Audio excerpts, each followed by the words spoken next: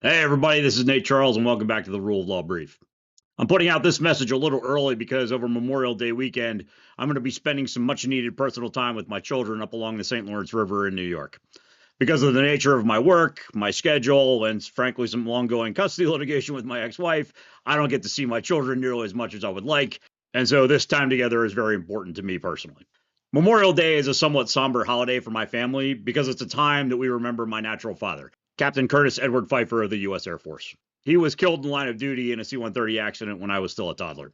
It's also a time for me to reflect on friends, classmates, colleagues, and teammates from the Naval Academy and the SEAL teams who were killed during the wars in Afghanistan and Iraq and other military operations throughout the world over the course of my military career. Each year, Memorial Day reminds me that behind every military casualty statistic is a human being, a family like mine, a community permanently changed by loss. For that reason, people aren't wrong when they point out that Memorial Day is about the fallen rather than the unofficial start of summer. But at the same time, it's important to remember that all the service members I've mentioned here died for the ideals of the United States, which include the pursuit of happiness. So ultimately, there's nothing wrong with spending the weekend with family, having cookouts, going boating, going fishing, or enjoying other freedoms of ordinary life. But I would encourage you to also treat Memorial Day as a chance to recommit to good citizenship. Take some time to learn what the Constitution actually says and actually means.